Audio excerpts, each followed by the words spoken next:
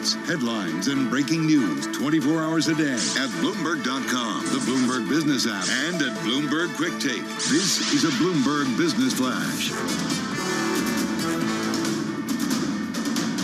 From Bloomberg World Headquarters, I'm Charlie Pellet. The Dow, the S&P, NASDAQ all higher right now. We've got dip buyers back in the market, taking advantage of the lowest levels in 6 weeks. S&P up right now by 47 points, a gain of 1.1%. The Dow up 345, up 1%. NASDAQ up 129, higher by 1%. 10-years down 22.30 seconds. 10-year yield 2.80%. Spot gold down 0.9%, 18.87 the ounce. West Texas Intermediate crude oil up 0.2% right now, 101.87 a barrel. Natural gas surging 6.1% right now, 726 per million BTUs. Beyond Meat shares are surging. Fast Company's reporting that the McPlant burger is set to be a permanent item at McDonald's. Beyond Meat up now by about 21%. McDonald's up 0.7%. After the closing bell, we will be hearing from Meta Platforms, parent of Facebook, among many other companies. Meta down now by about 4%. I'm Charlie Pellet. That is a Bloomberg Business Flash. Hey, Charlie, thank you so much. You are listening to Bloomberg Business Week. Well, one of our most read on the Bloomberg today also happens to be the Bloomberg Big Take, the one story that's an exclusive to Bloomberg and a must-read. It's also featured in the upcoming new issue of Bloomberg. It's about Elon Musk's $44 billion claim on the future of free speech. I want to do a shot every time I have to say Elon Musk because you would be wasted right now. I would be on the floor. Already, and it's only 2:48. If I had to take a shot. If you did. Joel Weber is editor at Bloomberg Business Week. He's with us on the Access line from Brooklyn. Max Chafkin is features editor at Bloomberg Business Week. He's with us in the Bloomberg Interactive Brokers studio. Max's story is today's Big Take. It's also featured in the upcoming issue of Business Week magazine. You can read it now at Bloomberg.com and, of course, on the Bloomberg terminal. Joel, I want to go to you, and because, we've sort of hit this from many, many, many different angles, but the free speech angle is one that I'm increasingly interested in because Musk has been tweeting about it a lot, but at the same time, a lot of Republicans have looked to Musk as sort of being their savior when it comes to this social network. Yeah, and what's interesting here is there's some tension between Musk and the Twitter employees who lean left and where the platform might go. That was sort of what Max really noticed and grabbed onto and immediately started writing about for this Business Week story. What all of this ends up looking like and what it unfolds is going to be something that we're all going to be looking and watching out for.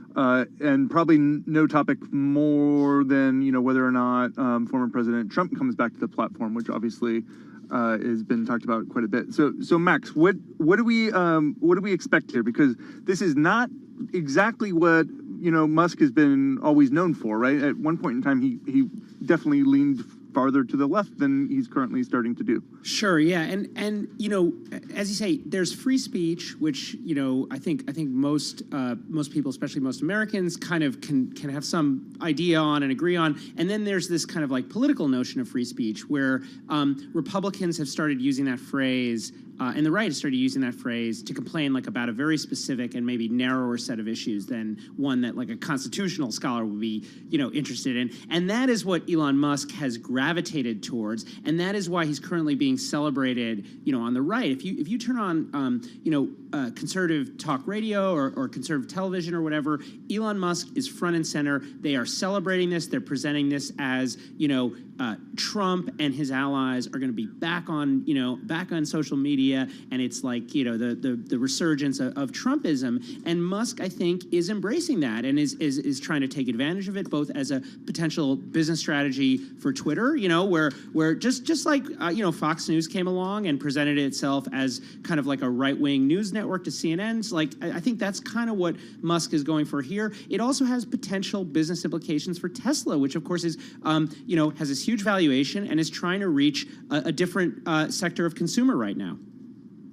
I mean, let's talk about trucks, because Elon's got a few that he might need to sell to some people who might lean a little bit more to the right, right? Are you saying the Cybertruck or the Lightning F-150 from Ford? Well, right. we had that on the cover last week, but there is another Cybertruck coming that Elon needs to sell. Now, I think this is like a pretty savvy move. It's unclear if it'll work, and of course, Tesla's stock went down at the end of yesterday. But I do think so. Tesla sold a lot of cars to kind of wealthy environmentalists, right? There's sort of a limit to that market, and Americans buy a lot of trucks, and of course, trucks are much bigger in kind of red states than they are in blue states. And we've seen Musk. This is not a new strategy for Musk. We saw him, moving Tesla's operations from California to the Austin area and talking about that in ideological terms. And of course, they launched the Cybertruck, at an event a few weeks back in Austin, Cyber Rodeo, very much embracing the kind of Texas culture. And I think the jury's out on whether this will work. Ford, of course, has a very strong track record, selling trucks. The F-150, as we wrote in our story, is it's like one of the most successful consumer products of all time. But I think Musk is trying to take advantage of these political dynamics to find a niche. Well, so is it basically right now, his businesses, I think you write about his business interests influencing his political ideology. Is that what we're seeing right now?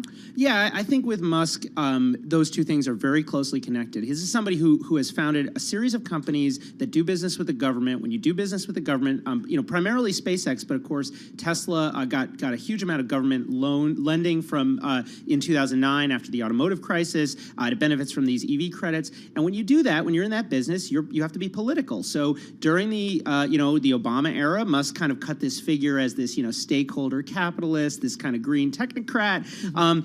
During the Trump era, he shifted a little bit back to the MAGA. It's a little more MAGA friendly. And now with the right kind of resurgent, with it looks like in the United States, of course, Republicans are likely to take one, if not both, houses of Congress. I think he's making a political calculation. But it's also happening against a backdrop of a really important market to Tesla, which is China. And the company successfully built its factory in Shanghai. A couple nights ago, we saw a tweet from none other than Jeff Bezos, which I think surprised a lot of people because Jeff Bezos is pretty quiet when it comes to Twitter and this stuff. He implied that this could be perceived as a conflict of interest, as you write, when Musk's Twitter has to decide how to treat Chinese-backed disinformation. How is this being played in Republican circles when Republicans in the past have gone really hard after Disney for its presence in China, Nike, the NBA, and more? Musk has been pretty much Teflon on this issue, despite China critics having plenty to criticize here. I think for one thing, a couple of things going on. One is, look, he's a successful industrialist, and people like that, and as a result, people are more forgiving of some of these connections or hypocrisies or potential vulnerabilities politically.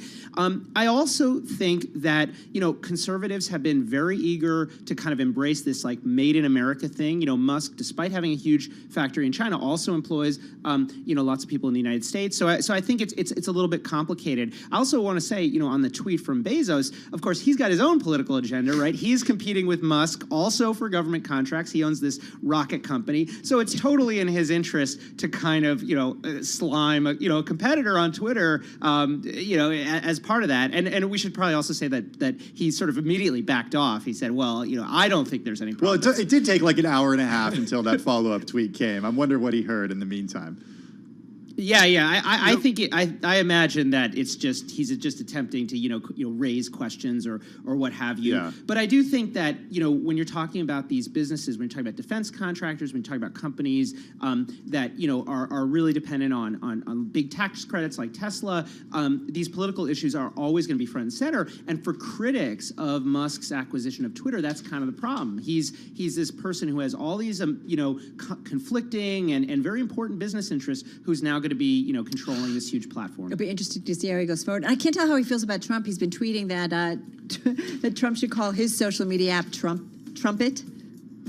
That's his. He thinks he should. What is it called now? Truth Social. He says he should call it Trumpet. Careful, because when he makes suggestions like that, sometimes they're not safe for work. So let's just stop there. I'm just saying. Elon Musk we're talking we about. follow Musk's Twitter feed. All right, we got to run. Max Chafkin, features editor at Business Week. Joel Weber, the editor of the magazine. This story in the upcoming new issue of Business Week magazine.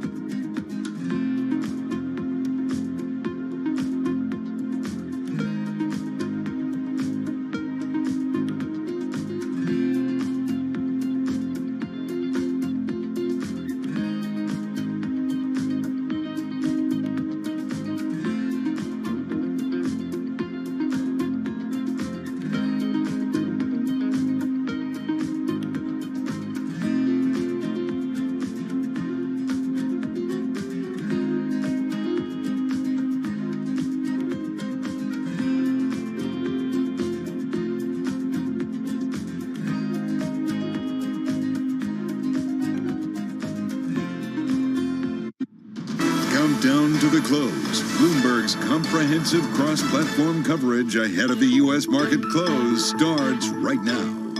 This is the countdown to the close. 60 minutes left here in the trading session. Romaine Bostic, Taylor Riggs, and Shonali Bassick. We're joined right now by our colleagues Carol Masser and Tim Stenovic. We welcome our audiences across Bloomberg TV, radio, and of course on YouTube as well. And Carol, we had a pretty decent rally going on a little bit earlier in the day, showing a little bit of weakness though as we get closer to the close of Russell, now dipping into the red. The S&P still higher, but only by about 0.6%. Gotta say, Romaine, for me, it feels like a pretty indecisive trade that investors really not quite sure where to go in this market. What's not indecisive is those Chinese stocks that trade here in the United States. Check it out. The NASDAQ Golden Dragon China Index. I know I bring attention to it a lot, but it's up another 5%. Yeah. Not every day.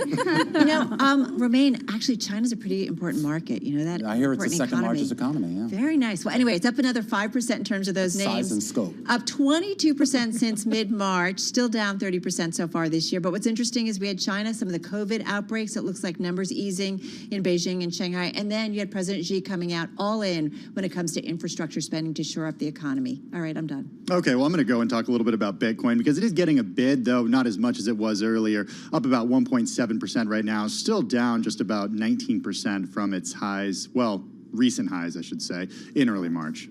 Right. Tim, let's continue to take a look at these major markets. Of course, as you sort of rightfully point out, Bitcoin as perhaps maybe a gauge today of some of the risk sentiment, of course, coming off some pretty big declines yesterday. So, Romaine, we're trying to make a small comeback, but really here only up about 0.5%. Volume maybe a little bit heavier than maybe the previous 20-day moving average, but nothing to write home about. What would Elon call this? Weak sauce? Weak sauce. Like his 50-year-old lingo? Yeah, well, back to market lingo, there's just no conviction in this trade. But where is there conviction? If we look at the S&P sectors, guys, take a look under the hood. We have materials rising 1.9%, broader than the average.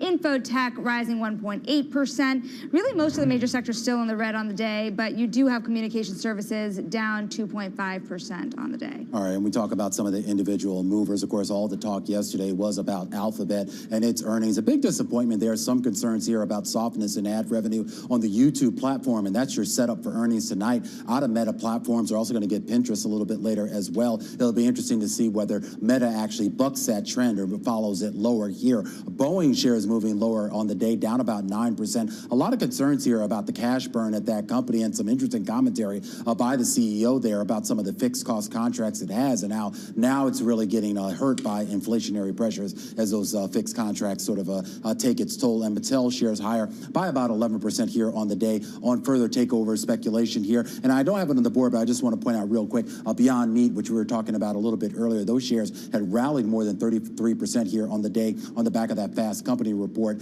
that it was going to become a permanent fixture of McDonald's menus, and then McDonald's coming out and saying, well, that's not necessarily the case. Beyond Meat shares still up, though, about 9% on the day. Good old fundamentals of headlines.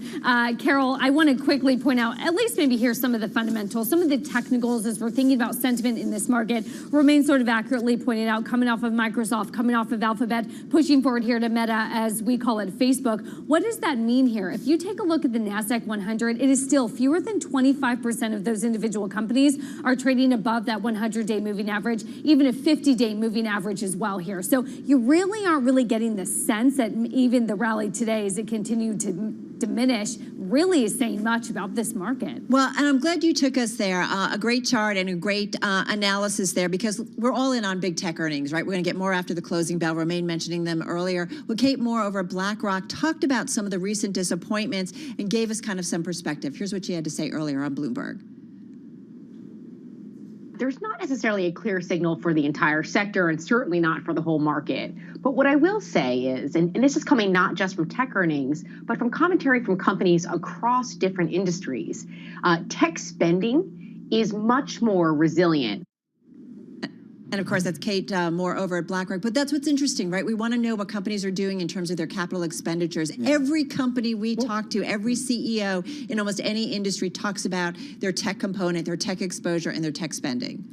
Yeah, Romaine, you were going to say something. I don't want to jump on you. Well, yeah, thank you, Tim. I appreciate you not jumping in on me. But what companies, though, benefit from that, though? I mean, the thing is, we say big tech here, but when we hear people, what Kate Moore is talking about, she's referring to a lot of that cybersecurity spending, a lot of that shift to data center and the cloud. And I don't know, is that really Alphabet? Is that really? Microsoft showed us it was. And Alphabet wants it to be with Google Cloud, but it's much more Amazon and AWS, and also the smaller cloud players as well. I think about Meta Platforms after the bell today, and to what extent. I mean, that company hitting a new 52-week low today. So what is priced in there? What are expectations? Yeah, it's a great question. And can the company actually over-deliver when it comes to what it's been doing with its TikTok competitor, Instagram Reels? Because that's where the growth is. Yeah, to Romain's point, do I watch TikTok? No, I don't. But it is interesting. But you watch TikToks on Instagram Reels. Yeah, well, you know, it's a good question as they expand, as they add more video. I just wait for them to post the TikToks on Twitter, so that way I can see. But you know, guys, another company that I was pointed to reporting today is ServiceNow, which is actually very interesting. Another cloud play. You have Microsoft up almost 6% on the day. So cloud, what else can you be spending on in this kind of environment when it comes to tech? We're going to have the ServiceNow CEO, I believe, tomorrow as well, and talks with them a lot.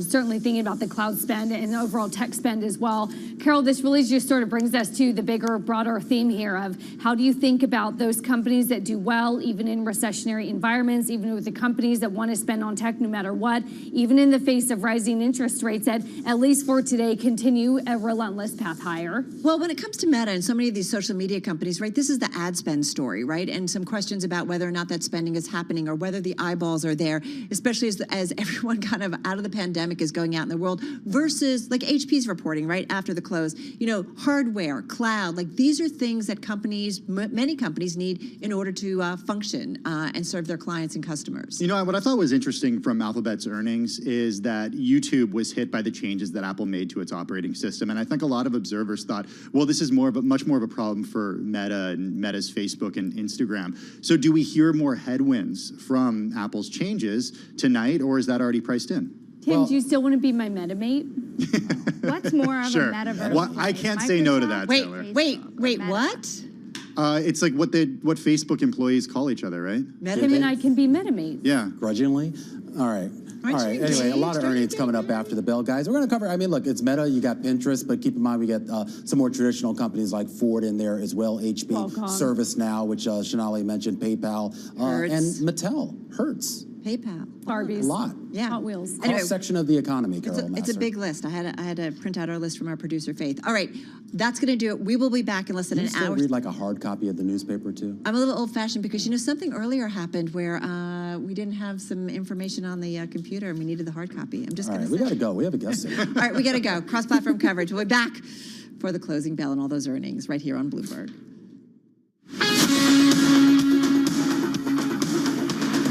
You're listening to Bloomberg Business Week with Carol Messer and Bloomberg Quick Takes Tim Stenovic on Bloomberg Radio. All right, you are listening to Bloomberg Business Week. We are going to get back to our team, our TV colleagues, because we are going to have a slew of earnings after the closing bell. Hertz, Qualcomm, Pinterest, Meta, Mattel, Ford, PayPal, HP, ServiceNow. Okay, I got to draw everyone's attention to the Everything Risk newsletter. Edward Harrison, our colleague, writes that. It comes out on Tuesdays. Yesterday, he wrote about Tesla risking becoming the bear market's next high-flying victim. The story came out earlier in the morning yesterday. Tesla shares fell 13%, shed $125 billion in market cap. Not saying those two things at all are related, but we talked to Ed a little earlier on Quick Take Stock, and he made comparisons to what's happening in technology stocks right now to what happened back in the tech bubble of the late 90s, early 2000s. That's interesting. And is it because of the run of this, like the window, the length, the duration of their virility, if you will, has kind of run its course? Well, it's interesting. He talks about a lack of a diversification, at least when it comes to Tesla. 90% of its revenue comes from electric vehicles. And he draws a comparison to Netflix and what happened with Netflix. It was an early mover. It owned the space. Then everybody else caught up. Right. And suddenly, investors really started to care about how much money the company was spending on content. Look what's happening with VW, Ford, General Motors, all spending tens of billions of dollars to go electric. I will go back to recalibration, #recalibration. We are shifting to different forms of energy. It's not going to happen overnight. It's happening slowly. We talked about this at the Green Summit earlier about agriculture, food production, you know, moving to things that are much more sustainable. So it's going to be uncomfortable, and maybe that's what we're seeing play out in the markets. All right, let's get back to world and national news. Speaking of discomfort, a lot going on around the world. Let's get to Nancy Lyons. Hey, Nance. Thanks, Carol. In a sanctuary of the Washington National Cathedral packed with dignitaries, President Biden eulogized former Secretary of State Madeleine Albright today. Bloomberg's Irv Chapman has more from Washington. The president recalled Albright's arrival in the United States as a child, with her parents fleeing the Nazis and the communists who ruled Czechoslovakia. Her story was America's story. She loved to speak about America as the indispensable nation. It was a testament to her belief in the endless possibilities only America could help unlock, motivated by enduring American values. Presidents Barack Obama and Bill Clinton also eulogized Albright, with current and former State Department and Pentagon officials, diplomats, and the leaders of Congress attending. In Washington, Irv Chapman, Bloomberg Radio. The man who oversaw one of the biggest hedge fund collapses since the global financial crisis is now facing federal fraud charges. Archegos Capital Management founder Bill Wong and his chief financial officer Patrick Halligan were arrested this morning. Bloomberg Law's June Grasso outlines what they're facing. You know, I think the U.S. attorney said it best when he explained it simply. He said they lied about a lot. They lied about how big its investments had become, about how much cash they had on hand. They lied to banks to get them to rely on them and to get them to extend credit. So those are some of the big lies. Bloomberg Law's June Grasso says much of the case hinges on the testimony of two people within the organization who are cooperating with authorities. Global news 24 hours a day, on air and on Bloomberg Quick Take, powered by more than 2,700 journalists and analysts in more than 120 countries. I'm Nancy Lyons. Thank you so much, Nancy Lyons, in our Washington, D.C. newsroom. So on the Bloomberg Terminal story we wanted to bring to your attention, for weeks now, followers of the fringe conspiracy group QAnon have been spinning theories and falsehoods about the Walt Disney Company online, whipping up a frenzy of negative sentiment against one of really America's best-known corporations and brands, to be quite honest. All right, it's happening with a couple companies, or involving a couple companies that we talk about each and every day. Posts are happening on Facebook, they're happening on Twitter, and several other platforms. They falsely claim that the company has lost $636 million in theme park reservations, and that 350,000 people have canceled their subscriptions to the company's Disney Plus streaming service. Some have even linked a fake article stating that Disney CEO Bob Chapek was arrested for human trafficking and child pornography. All right, well, many of the posts have been taken down and debunked by websites such as PolitiFact and factcheck.org. That has not slowed the vitriol against the company on the forums and Telegram channels where believers in QAnon operate. Some of the commentators have even taken a page from the meme stock movement, sharing half-baked strategies to tank Disney shares.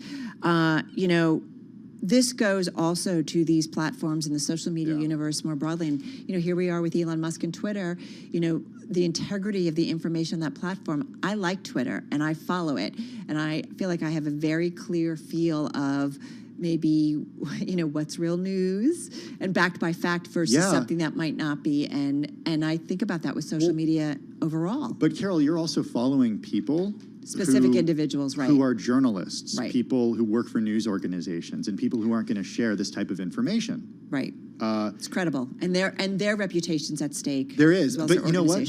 I saw a high-profile Twitter account yesterday share a video that was clearly fake, and it was a science-related video. But people immediately in the comments pointed out that it was fake. But you saw so much more engagement on the actual tweet that shared the video than you did with the follow-ups that pointed out that it was clearly a fake video. I have to say, and at first I thought it was real. Well, and for those of us who cover the public markets, we have to be very careful with social media reports because these things can move stocks, especially if then we report on it as well. This is Bloomberg.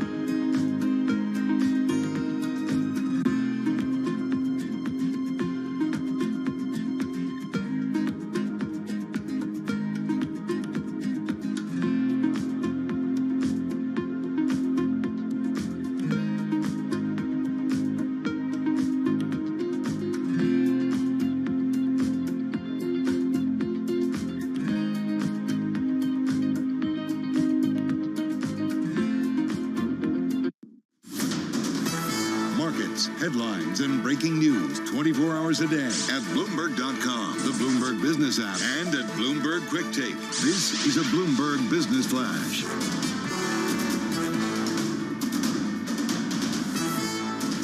From Bloomberg World Headquarters, I'm Charlie Pellet. We've got the Dow, the S&P, NASDAQ still in the green, but it's a valid question. Will we hold those gains into the closing bell?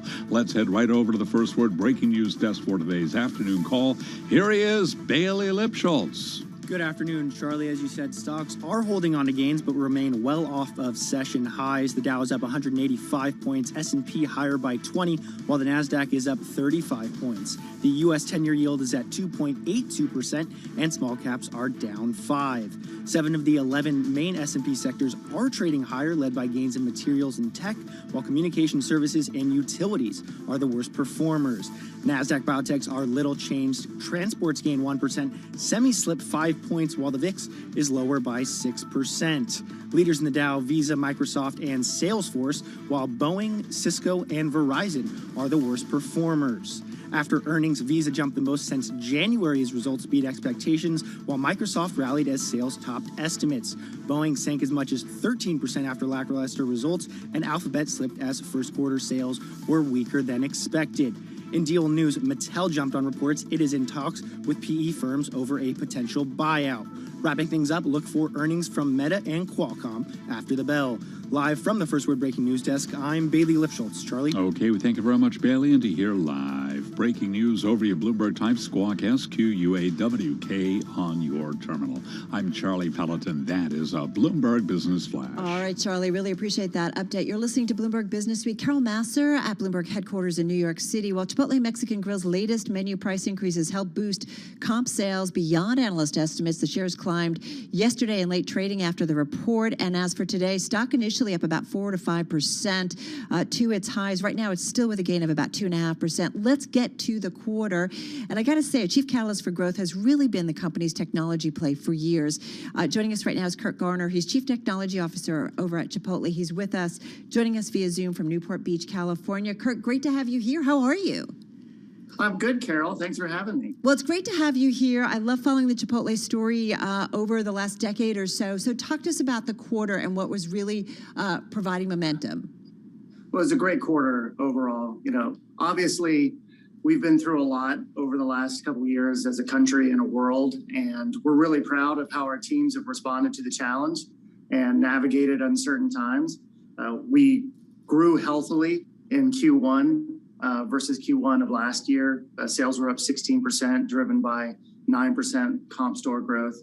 We're seeing our dining rooms start to recover as the pandemic restrictions ease, and our digital business that was new for many of our customers before the pandemic is turning out to be a very sticky channel for us in providing additional access and occasions. So overall, very healthy growth and a really great quarter for us. If you had to kind of whittle it down, Kurt, to one thing that really drove momentum, is it digital? I mean, which has been really a good long-term play. You guys were strategically positioned ahead of the pandemic when it comes to digital. But if there's one thing, is it menu items? You know, what is it? As you said, people coming back to the restaurants. Why is it? Yeah, I always think it's our food. For me, it's our food and our people and the experience that we give our people. Our digital business wouldn't be strong if it wasn't for the great culinary teams at Chipotle. Certainly the launch of new Pollo Asada was very, very popular. It's our most popular protein that we've ever introduced. And there's a lot of excitement now for people to come back and eat in restaurants and come to Chipotle. Kurt, you guys have been able to, you are one of the few companies, you know, as we go through this earnings season, once again, there are some companies who can raise prices and keep customers still coming back, and there are some that cannot. You guys have been able to push through price increases to combat higher food prices, higher labor costs. That helped about this last quarter as well. Can you continue to do that, though, if needed? Well, we think we provide a great value in terms of what we deliver to the customer today. We're a completely real ingredient company, very much farm to table, and are very affordable in terms of what we provide. You know, certainly we hope we don't have to continue to do this and that inflation and the other pressures in the marketplace moderate or subside.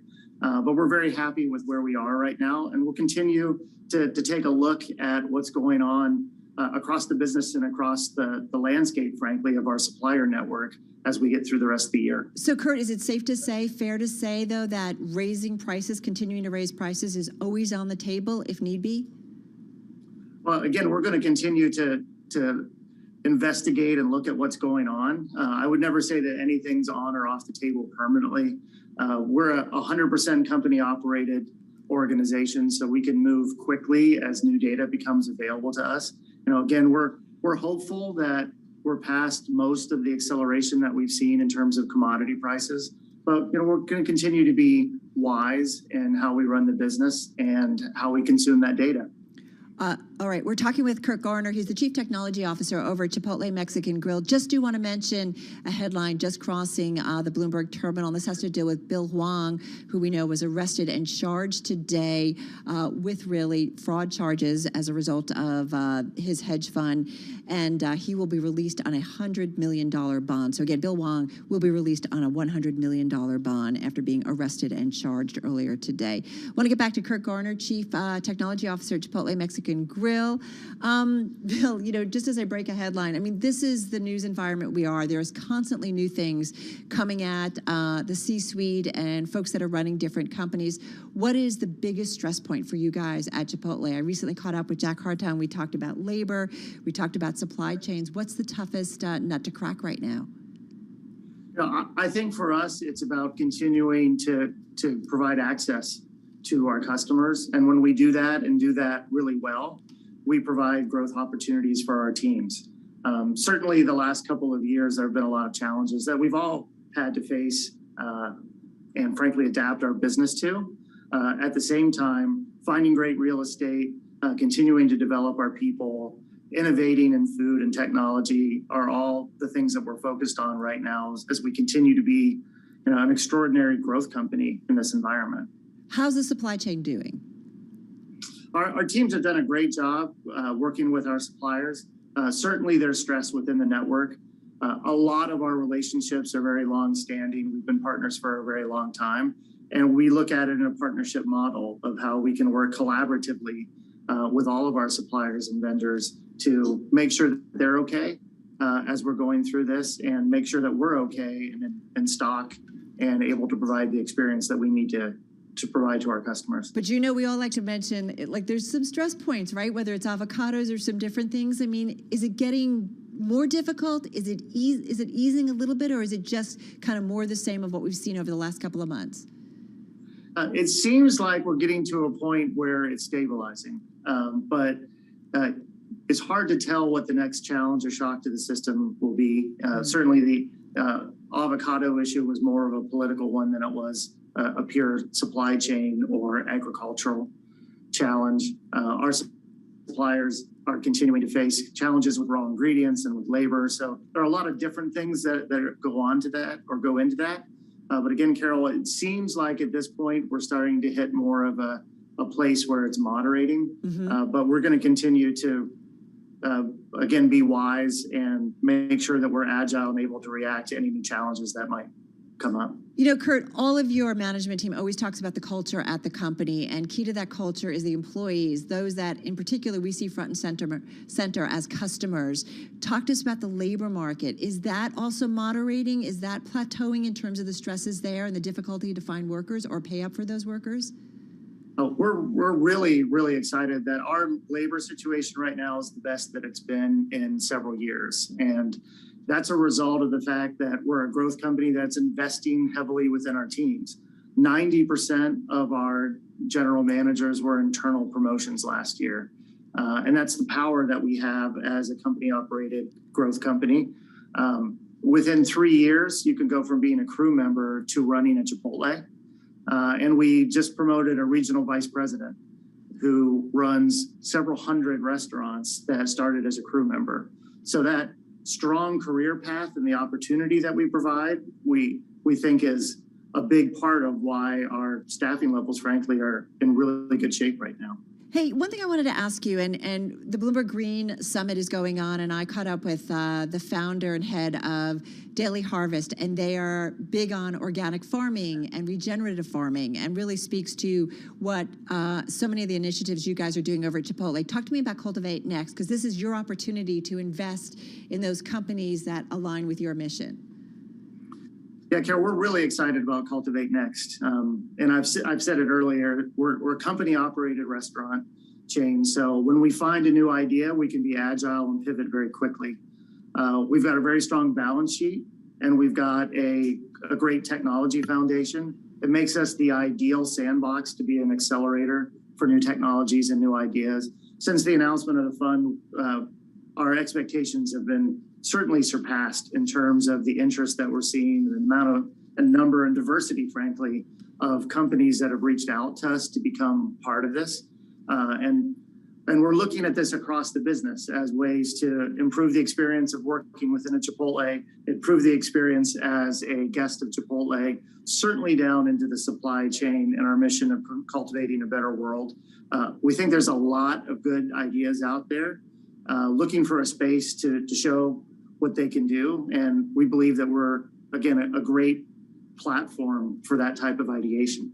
Yeah, it's interesting to hear the conversations around this, certainly moving forward, I feel like more broadly out in the world. Hey, one last question, Kurt. You guys feel confident enough in terms of your cap spend, your increase of stores, all of your missions at this point, or do you feel like the outlook is a little murky and you might have to hold back? We're extremely optimistic. We're continuing to grow. We're accelerating our new restaurant count this year. We're not even halfway to our goal of 7,000 restaurants in North America. And we're not at our goal of what we believe our average unit volumes will be yet. So all of our growth strategies are intact. Certainly, our staffing situation gives us a lot of confidence and optimism that we're going to have the leaders of the future to help us run the company as we grow. So it's full steam ahead. All right, we're going to get breakfast or dessert soon, anytime soon? We think it'd be really interesting to come up with a dessert item that could be an add-on, like guacamole and queso is. It's something that our guests and our teams have been talking about. Certainly has to be the right thing for Chipotle. And our culinary teams are examining lots of options right now. Nothing in the works or plans for breakfast at this time. Right now, we're just focused on our existing day parts and culinary innovation within those, growing our restaurant count and access, and finding some other things that we can do to surprise and delight our guests. Well, great to catch up with you and get an update on the business. Kurt, thank you so much. And my best to Brian also, Brian Nickel and Jack Hartung over there at Chipotle. Kurt Garner, he is the Chief Technology Officer of Chipotle Mexican Grill, joining us via Zoom from Newport Beach, California. Shares of Chipotle, by the way, up 2.25%. All right, let's get another check on the trading day. Over to Charlie Pellet. Hey, Charlie. Well, hello there, and here's what's going on. The Dow, the S&P, NASDAQ do remain higher. 29 minutes ago with the S&P up by 19 points right now, higher by 0.5%. We are off session highs. We are advancing, though. Green on the screen still with the Dow up 160 points, up by 0.5%. NASDAQ is up now by 0.1%. S&P up by about 0.4%. The 10-year yield, 2.81%. The 10-year is down 24.30 seconds. Spot gold down $18 the ounce, down 0.9%. 18.87 the ounce on gold. West Texas Intermediate crude oil up 0.4%. 102.12 for a barrel of West Texas Intermediate crude. General Motors shares up now by 1.8%.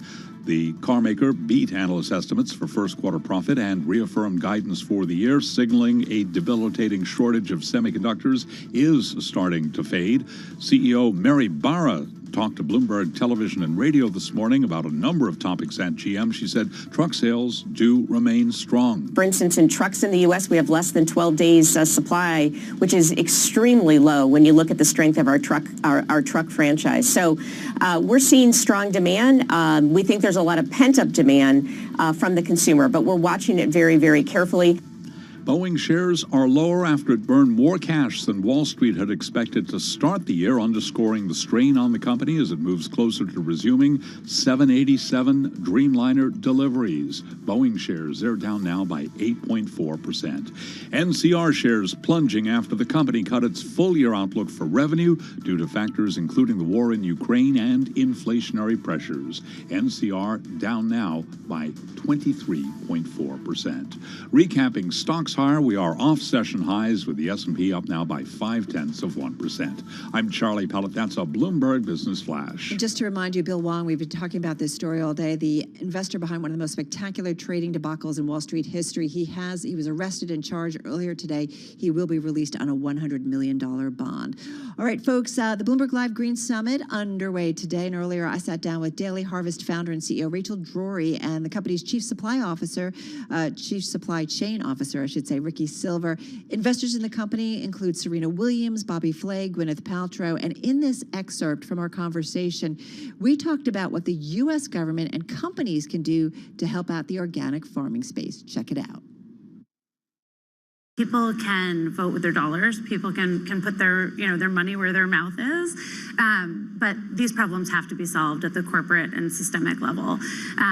There's so much research that needs to be done on regenerative agriculture, on agriculture and climate change that the government needs to invest in. And I think about farm subsidies where soy, wheat, corn are where the government is still putting their money after all these years, and the downstream effects of those investments, where if we took that money and put it towards investment and research in regenerative agriculture, we would be in a whole different place. I'd also love to say there's some basic oversight and sort of action of the systems within government that we can push for. So, for example, we were down in Organic Week a couple weeks back, and there's a bill that right now is being pushed called the Continuous Improvement and Accountability Act for Organic, that would basically just ensure a 20-year backlog of recommendations and changes to how organic is managed and overseen go into effect, or at least get reviewed.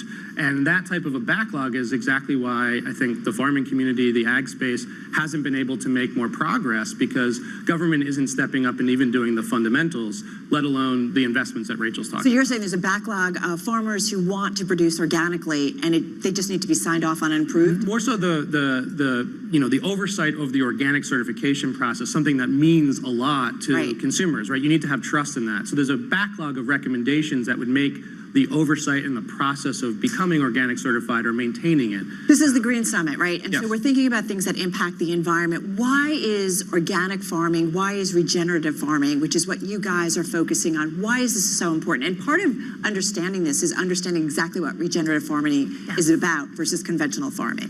Absolutely. I mean, regenerative agriculture, just to level set, is bringing our soil back to a place where, Mother Nature can do what Mother Nature does. Right. It takes a lot of hubris for us as a society to say, like, oh, we can do better than Mother Nature.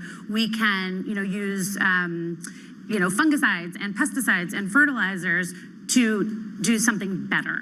So it's kind of bringing agriculture, bringing our soil back to a place where it can sustain human life on this planet for future generations. Yeah, I would just say the other thing that's really important to know is that this is not new. Right. Regenerative agriculture is certainly... Isn't it kind of what farmers did way back when? Yeah, and it's about a holistic approach to, as Rachel said, both soil management and the farm management, right? The people on the land as well. Can we scale it up? I mean, just looking at some of the statistics in terms of agriculture and what it, the contribution to the economy, but so much is done conventionally. Can we scale it up? Yes, I think there's a big misnomer that says, organic agriculture and regenerative agriculture can't be scaled. But the truth is, many farmers are doing this already. Yeah. And so it's not to say that it can't be scaled, but why aren't more then? Because organic is, what was the statistic you shared with me? So food that we eat is 1% of U.S. agriculture, and only 1% of that is organic. So a really small amount. So why aren't more doing it? It's expensive and unproven. And so you think about what the farming community is looking for, right? We do go out of our way to make sure we listen first, right? We're not going to tell people what they should do. We're going to listen. And what's amazing to see is in a more regional, local way, there are farmers that are building community around applying these regenerative practices and proving to themselves that it makes a difference, right? And so how do you go to a farming community that is, razor thin margins already and say, we need you to spend more to invest? This might take 5-10 years to, get to the outputs you need. That's where businesses and government need to step in and incentivize that transition. All right, that was Daily Harvest CEO and founder Rachel Drury and the company's Chief Supply Chain Officer Ricky Silver from the Bloomberg Green Summit earlier today. You can check out more interviews, actually hear that entire conversation. Really fascinating to hear about what they're doing and how they are working with farmers and upstreaming to be able to produce more organic agriculture and actually provide it for a wider mass of our population. You can check out more interviews, though, from the event at BloombergLive.com. You are listening to Bloomberg Business Week. Carol Masser, along with Tim Stenovic, here in our Interactive Brokers studio. We do want to remind you that one of our top stories at this hour, we've talked about it earlier with Sri Natarajan and our own June Grasso. Bill Wong, the investor behind one of the most spectacular trading debacles in Wall Street history, arrested earlier this morning, over what federal prosecutors characterized as a vast criminal scheme to mislead banks and manipulate markets. Now, this is about a year after his private investment firm, Archegos Capital Management, you might recall, sending shockwaves through global finance.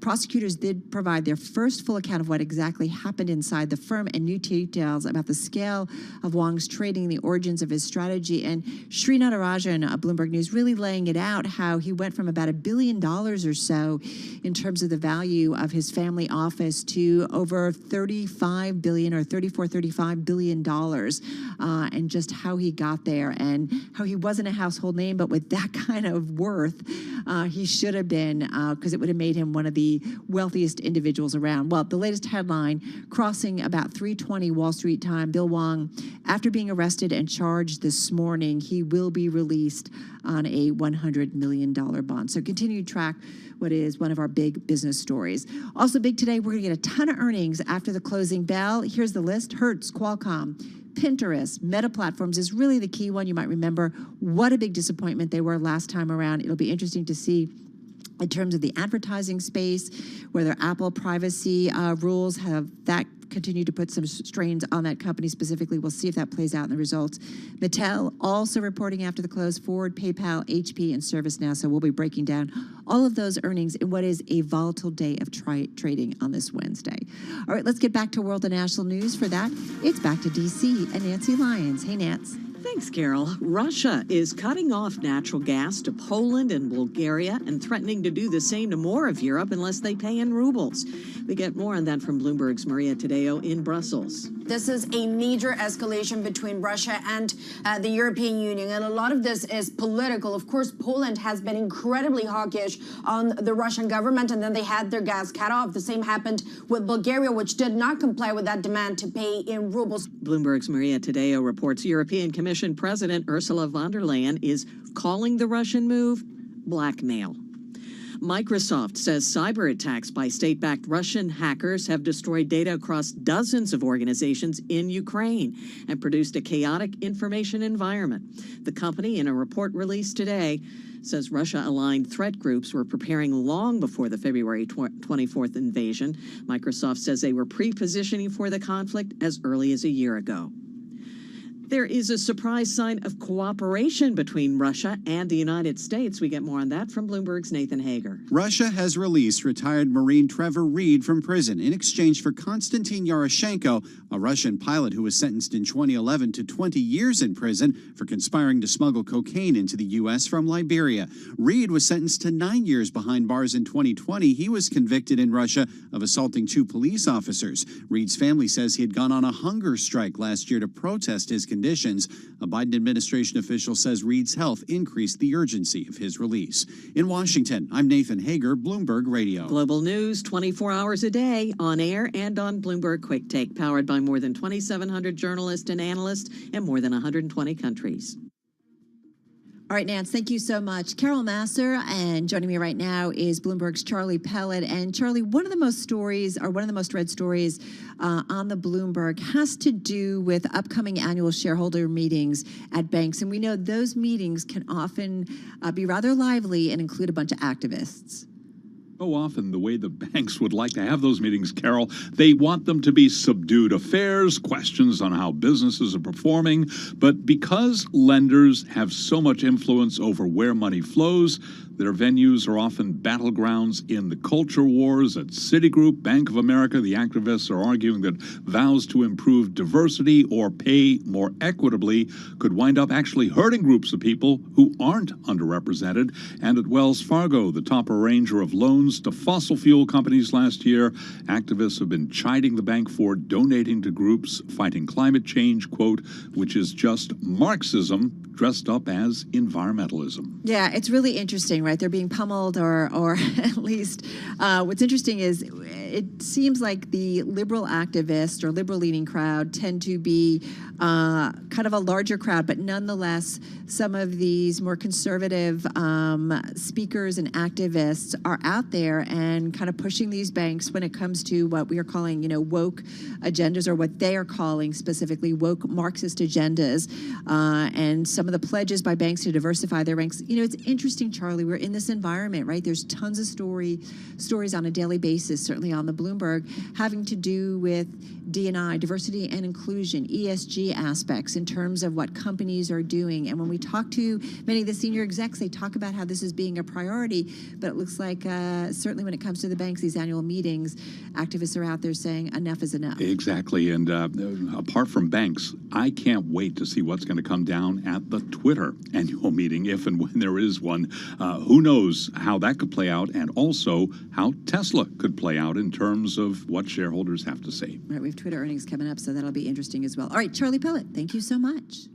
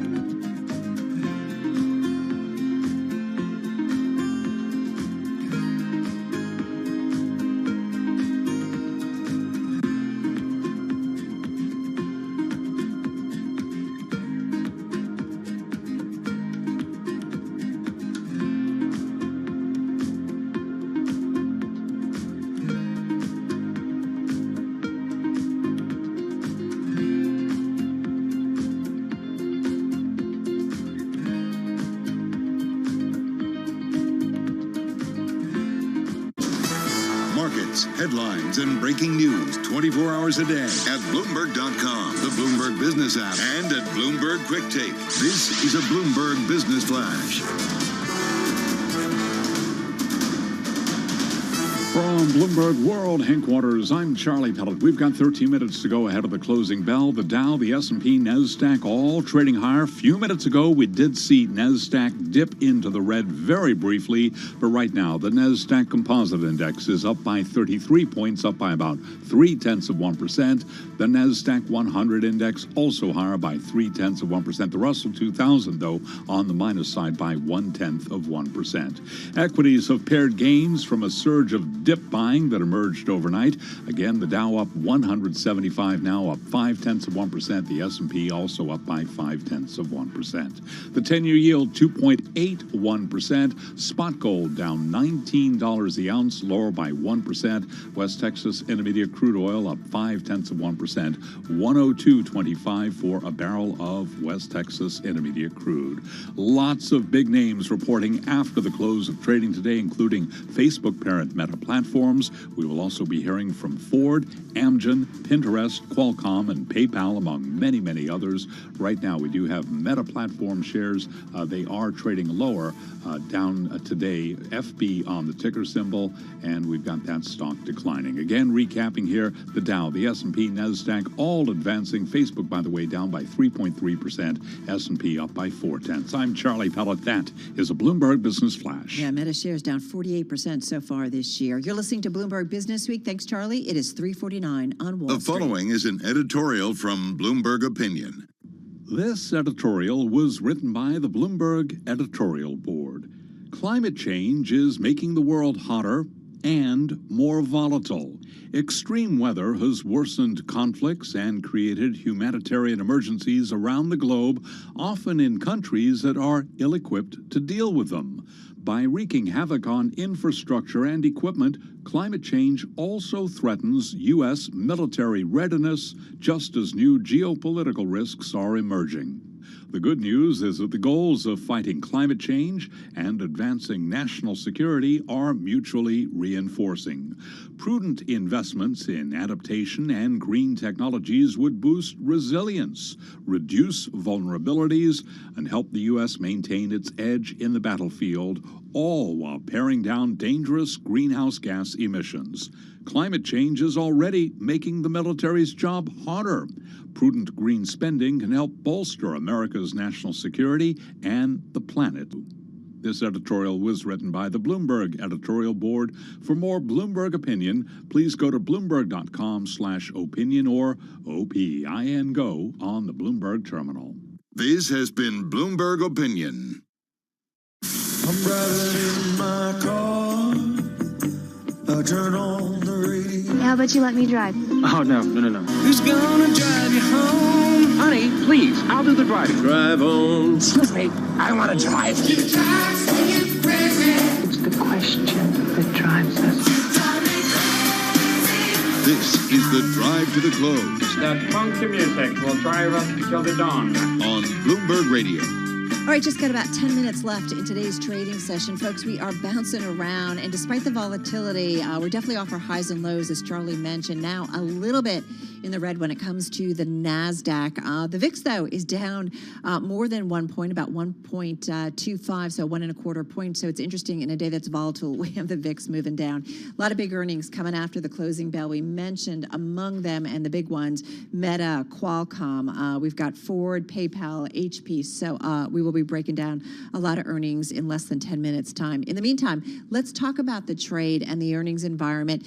Let's get to Nadia Lavelle. She is Senior U.S. Equity Strategist at UBS Global Wealth Management. She is back with us on the phone in New York City. You follow the research. This is what you do. When you look at this market, what does the research tell you about companies and about the markets? You know, what it's telling us is that this market is going to remain choppy. You know, we see that the market is facing a fair amount of uncertainty, whether it be headwinds from the Fed, war in Ukraine, China lockdown. And so it will take some time for this market to really find some direction as it continues to get whipsawed by the various headlines. So we're looking for a more range-bound market this year. I mean, today we're at the lower end of that range, we think. But as the clouds clear and inflation abates, we really think that the market will move higher towards our 4,700 year-end price target for the S&P 500. You said you're looking for more range-bound markets. To come, you mean the outlook, not from what we've had? Because we've had tremendous swings often in just a day. Yes, and that is in terms of the outlook. We do think that these swings that you're seeing is going to likely continue near term. We'll get, the Fed next week. We'll hear what they say. We're looking for 50 basis points, but we'll listen to the press conference. And of course, there could be some volatility in the market. And as we round out the earnings season, depending on how the forward guidance come in, and also we have these rolling lockdowns in China, that could cause some swing in the markets. But we do think that once you get into the back half of the year, we'll have a little bit more clarity, and we should be able to grind a bit higher from here. Nadia, you guys have recently downgraded financials, industrials, consumer discretionary. That to me says you are, though, cautious about things going forward. We had a very cyclical bias in our sector exposure, as the economy was recovering and we moved into mid-cycle, but we're clearly further along in the business cycle. We're seeing this flattening of the yield curve, which that would suggest that. But still, things do remain somewhat healthy, and so we thought that it's better to be at this stage in the cycle to be more balanced. And so that's why we downgrade some of those cyclical exposed sectors. We still like energy, which we know is more cyclical, and we now have a preference again for healthcare, which has both growth and defensive characteristics. It's interesting. If you go back maybe 6 months or so, I'm trying to think, kind of late last year when we were hit, taking out records, certainly on the major equity averages, that if someone dare mention the R word, meaning recession, it was an outlier. Now everybody's talking about what kind of recession, soft landing, could we miss it, so on and so forth. Do you think at all that there is a chance that sentiment is getting too negative and that the Fed is at risk of overdoing it in terms of aggressive actions? Yes, and that is the key question here. But we are still looking for growth this year. I mean, we're looking for about 3.4% GDP growth this year, and then next year we're still looking for positive growth as well. So we don't see a recession on the horizon. Of course, the risk of recession has increased over the last few months, but we still think that it's relatively low in the context of having one in 2023. In terms of our Fed outlook, of course, the Fed is trying to thread this needle, and the debate is whether there will be a soft landing. It remains to be seen. Our core view is that we think that we'll get 50 basis points next week, another 50 in June, and then return to a 25 basis points cadence for a total of 225 basis points this year. And if inflation can abate, maybe the Fed doesn't have to move as aggressively. When we talked to you in mid-December, though, you thought that the hiking wouldn't start till September. What changed that made you think that now it's got to be sooner rather than later? Inflation.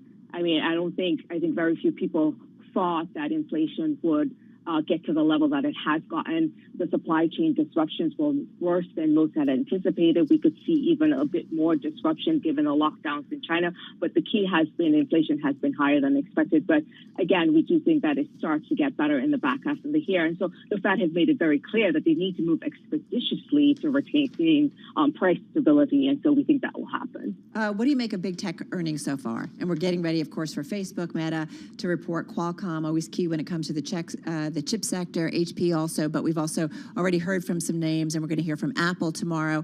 What does it tell you about the overall equity trade? We know these names have been so important to market momentum.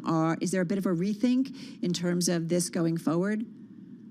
For us, we've been neutral on tech, largely due to valuation concern as real bond yields move higher. I would say a lot of valuation headwinds are now behind us, but the growth is being called into question into the space. There's some concern that there was some over-earning in 2021, and we're seeing some of that. I think within tech, what we do prefer here is semis on this pullback. We think the supply shortages will likely extend the semi cycle, and demand in most of the end markets still remains fairly strong. The other parts of tech that we like are those companies with exposure to cloud and cybersecurity. We think they're just relatively better positioned to see growth from here. So does that mean maybe a Microsoft buy and maybe Google or what?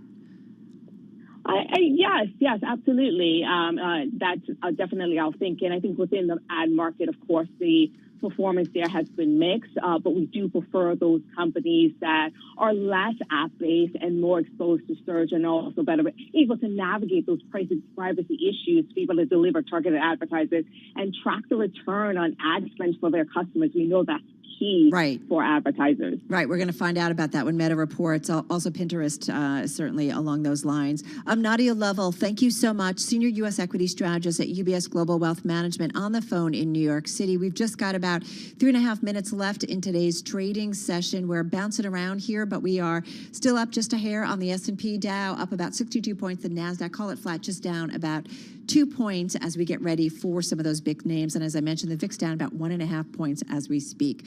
Coming up next, we'll be joined by our Bloomberg TV team for Beyond the Bell, live on Bloomberg Radio, Bloomberg TV, and Bloomberg YouTube. We are going to count you down to the closing bell. Beyond the Bell, Bloomberg's comprehensive cross-platform coverage of the U.S. market close starts right now. And right now, we are 2 minutes away from the end of the trading day. Romaine Bostick, Taylor Riggs, Shonali Bassett, counting you down to the closing bells here on this Wednesday afternoon. Here to help take us beyond the bell, it's our global simulcast. We're joined now by Carol Massar and a absence, Tim Stenovic, but nevertheless, we welcome our audiences across Bloomberg Television and Radio. Just checking if he was under the table. I was going to start off with Tim for a change today, but Carol, I'll just start off with you here. The market looking a little weaker as we move closer to the bells. Yeah, absolutely. We're seeing some selling into the close. You know, as for Tim, maybe he's just really nervous about Meta. Remember when they reported last time? It was a big disappointment, and we're seeing shares of Facebook down about 3% ahead of them. So I am kind of on pins and needles. They talked down this current quarter that they'll be reporting for, but let's see what they ultimately report, guys. Yeah, and sort of similar stories that, Carol, when we think about other big tech earnings, I know Romaine always likes Pinterest and Qualcomm. If you really think about leaders in chips and some of the 5G movements and really efforts and the exposure as well to the automotive sector here. So that could also actually be a pretty good read here on the economy and some of these inflationary supply chain stories. Yeah, huge read on the economy. Ford, PayPal, ServiceNow, you have cloud, you have financials, you have automotives, you have so much to digest today in terms of how these big macro issues are settling in. Yeah, and this is it. We talk about fundamentals, we talk about the macro. Those are kind of the two big topics here on Bloomberg Television, and they dovetail on a week like today, on a week like this one. Guys, we saw the results last night, Carol, and you see Microsoft up 5%, you see Visa up 6-7% here. Is that all bad? I mean, some of these companies are still doing well. Well, and I think about, the soundbite we played earlier, that this whole idea that companies are spending on CapEx and not all tech stories are bad right now. We'll get an update in just a moment. All right, we're coming off of yesterday's massive sell-off here that took the S&P back deeper into correction territory and the NASDAQ into bear market territory. Not a whole lot has changed today. The Dow Jones Industrial Average higher by about 0.2%, roughly 63 points. The S&P higher by about 9 points or 0.2%. The NASDAQ, we're going to call that unchanged. It's down basically 2 points here. We wait for these numbers to settle, but basically flat on the day. And the Russell 2000, Carol, going to finish the day down about 6 points or 0.3%. You know, Romaine, you can see the tug of war in the S&P 500, as you said, just a little bit higher. If I break it down a little bit further, 266 names in the index actually posted gain, 235 lower, so almost an even split, 3 unchanged, guys. And take a look at the sector levels, Carol, as we always do for our radio audience, sort of the best performers, the worst performers. I'll start with the best. It is software and services, it's materials, it's transportation, it's energy. How much of that really feels like a classic risk-on move, Carol? Except to the downside, I'm going to bring your attention, media and entertainment. You're still off about 3%. I know we're really pushing forward to Meta. We've been thinking a lot about Netflix in the last few weeks, the guide lower from Snapchat, Twitter, of course, within that realm, Alphabet, of course, as we think, Romaine, about some of these advertising headwinds as well. Yeah, keep an eye. The earnings now coming through. Hertz first out here, though, the ones we care about. Adjusted EPS coming in at 87 cents. The street was looking for 80 cents. So a beat on adjusted EPS and on revenue. Also a beat, Carol, $1.8 billion. The street was looking for $1.76 billion. Yeah, and take a look at shares of Hertz. They're up about 1% here in the after hours. So getting a read. We're waiting for some of those big ones. Of course, we're waiting for Meta. We're waiting for HP. So we're waiting for a lot of other numbers to cross. Yeah, I mean, of course, this is going to be the deluge today and tomorrow. Of course, the busiest week of the earnings season. And guys, I think when we look at Meta, it really is obviously the macro story when it comes to the ad picture here. But then you talk about, I think you were talking about this earlier when we were chatting with you, Carol, about this idea here of business spending and how that's been holding up. All right, so should we go take Qualcomm as well, Carol? Unless you have it here, we can go ahead about quarterly results here. We have at least the top line. Well, let me start with the current quarter bottom line. Second quarter adjusted EPS 323 versus estimates of a 293. So at least the bottom line does indeed look better than expected. And the top line, Romaine, second quarter adjusted revenue also a little bit better, $10.7 billion versus expectations of about $10.6 billion. Yeah. Talking a lot about that forward guidance. Wow, again, further better than expected. Qualcomm seeing third quarter revenue of $10.5 to about $11.3 billion. Expectations weren't even at $10 billion. So you're continuing to see this chip maker really push forward here, and you see some share movement, mostly on the day and after hours. Yeah, and it's interesting to get maybe a little bit more breakdown of where this strength is coming from. Because remember, this is a company that was really trying to diversify away from the smartphone space into automotives and in other areas here, and it appeared to be doing a good job with that. So at least on the surface, when we look at the earnings that we've gotten so far, it appears that maybe those efforts are paying off. Yeah, guys, the commentary from the CEO is very positive over here from the CEO of Qualcomm. Another quarter of record revenues, execution of that diversification strategy, as you're talking about, Romaine. Stephen Scherer over at Hertz also speaking very positively. Cost discipline, new partnerships. So a little bit of a bright side here in the first set of earnings out. You know, Qualcomm really important. We know so much of their revenue comes from phones specifically. It's been under pressure this year, down about 25%. Our Bloomberg Intelligence, though, talking about the 5G super cycle, going to give a push certainly to Qualcomm over the longer term. Yeah, and I mean, look, I mean, we obviously they're dependent on handsets, but that's come down a little bit. And remember, some of the talk we've heard by the CEO with regards to the automotive business, you're still seeing some growth there. Still a small part of the business, but you got something like 21% growth in the most recent quarter in that automotive unit. That has to be certainly encouraging. And then the Internet of Things, which I guess is sort of the basket of everything that doesn't fit into sort of the smartphone and automotive sector, that was up 41% in the quarter on a revenue basis. I mean, it's pretty unbelievable. Qualcomm saying that the revenue is still on track to grow more than 50% year over year in the fiscal year of 2022. So just a company that continues to get it done, Carol, as I know that we look at other earnings as well. Yeah, Pinterest is another one that's interesting, and it's been under a lot of pressure as well. First quarter monthly active users, that comes in a little bit light, 433 million versus an estimate of 436.3 million. Let's go to the adjusted EPS, 10 cents a share versus an estimate of 2.7 cents a share. So that looks like a big beat there. First quarter revenue, also a slight beat, 575 million versus an estimate of 572.7 million. Now, this goes into the ad space, the user space, and just taking a look at what the stock is doing in the after hours, up remain more than 8% here. Yeah, and with a company like this, I mean, that is so dependent on advertising to sort of boost that revenue. And then when you see some of the weakness that you saw in a juggernaut like YouTube, like Google's YouTube, you sort of wonder how does Pinterest sort of fit into that space here. But if they've got a certain niche, as we've talked about before, that is willing to stick to that platform and the advertisers are willing to stick by those users, then, you know, maybe this does end up becoming a much better story. Forward earnings crossing the wire right now. Let's go to that right now because we talked with the CEO yesterday, Jim Farley, about this. Adjusted EPS coming in at 38 cents. The street was looking for 36 cents. The company affirming its year adjusted EBIT guidance of 11.5 to 12.5 billion, Taylor. I mean, we have Facebook Meta results coming out. Let me talk to you first here about Meta platform. First quarter Facebook daily active users indeed looks a little bit better, 1.96 billion versus estimates of 1.94. You talk about Facebook, that specific platform, that first quarter monthly active users, a little bit light though, 2.94 billion versus estimates of 2.95. Let's get down to some of the nitty gritty and the actual numbers. First quarter revenue coming in light, $27.91 billion. The street was looking for an estimate of about $28.24 billion. And you bring that down to the bottom line, managing that income statement fairly well with a first quarter EPS of a 272, well ahead of expectations of a 256. Ad revenue also coming in a little bit light, maybe as expected, given some of the recent guidance of other companies. $27 billion for first quarter ad revenue. Expectations here for about $27.4 billion. Finally here, Carol, when you take a look at the forward guidance, also coming in really light. Looking at second quarter overall revenue at 28 to 30 billion. The street was looking for above a 30, closing in on a $31 billion. So shares are jumping as much as 10% or so, maybe not as worse as feared. Let's go back to when they reported last time, right? Mega disappointment, and they talked down the numbers for this quarter. So it almost feels like, to some extent, investors are breathing a bit of a sigh of relief. Keep in mind, the stock is almost down 50% this year, off 54% from its high back in September. So investors, to some extent, even though a little bit light, a little bit disappointment, these are still, Shonali, some big numbers. Yeah, there are certainly big numbers, and you do hear Mark Zuckerberg speaking about the fact that they remain confident in the long term, and you see that in the expenditures. Headcount was increasing 28% year over year, so they're investing in people as they move towards this change into the metaverse. So let's see. We saw the stock decline into today. You see it rising after hours. Has it sold off enough is the big question. Yeah, I mean, look, and we're talking about a company, the shares were down, almost 50% on the year, to start the year here. But we talk about some of the growth that you're seeing in Facebook daily active users, which I think you went through some of those numbers. Yep. You're roughly up 3 to 4%, depending on how you're measuring here. And I think maybe that's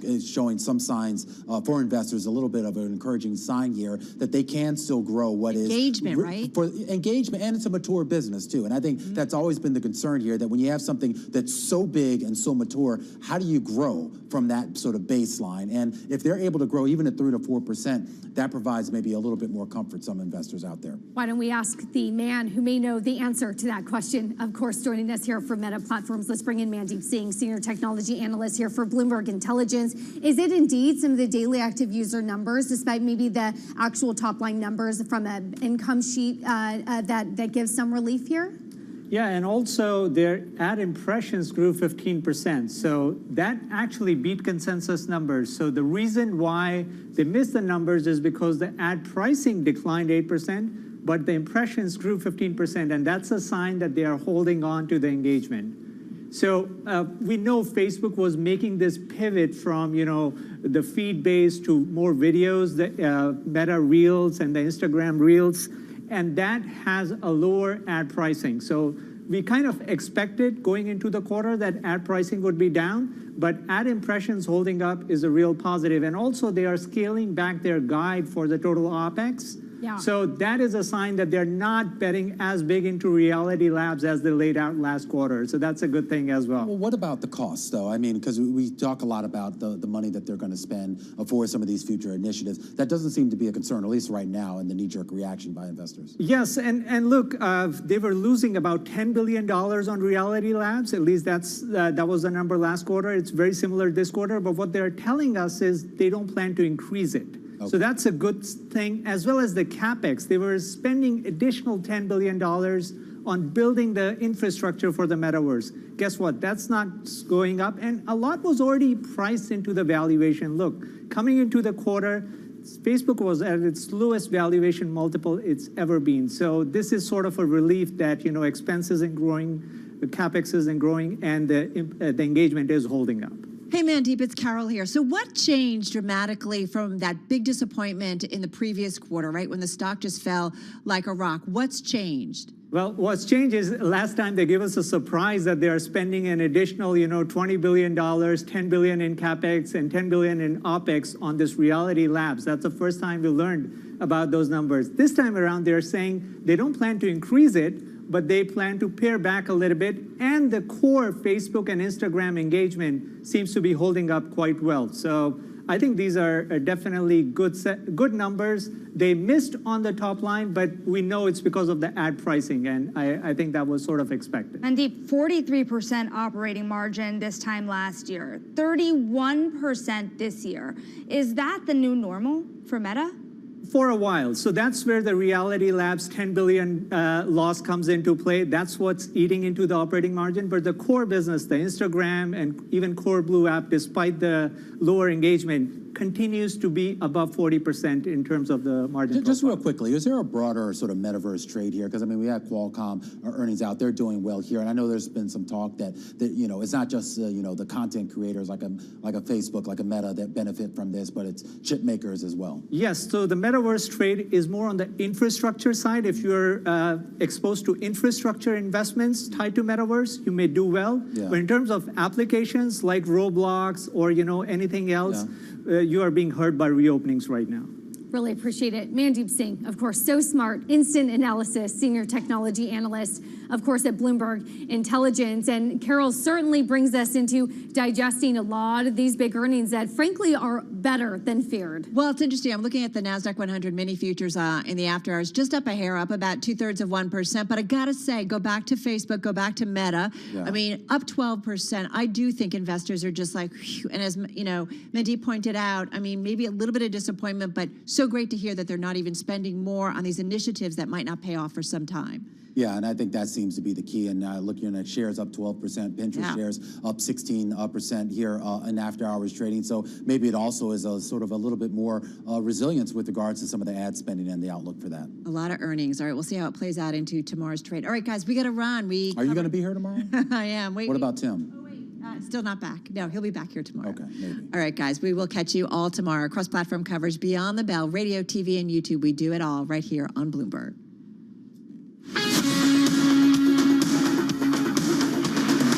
This is Bloomberg Business Week with Carol Masser and Bloomberg Quick Takes Tim Stenovic on Bloomberg Radio. All right, Carol Masser here in our Bloomberg Interactive Broker studio, watching Pinterest up 15%, Facebook up 12% in the after hours. Charlie Pellet, a lot of earnings here after the close. Where shall we begin? Right now, we do have Qualcomm pushing higher. Qualcomm is advancing by 5.3%.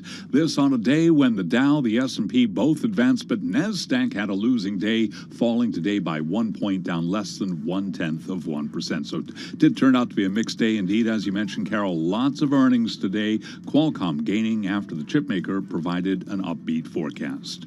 Again, 10-year yield 2.82%, 10-year down 26.30 seconds. Spot gold fell $20 the ounce, down 1.1%. 1885 West Texas Intermediate crude up 0.5%, 102.17 a barrel.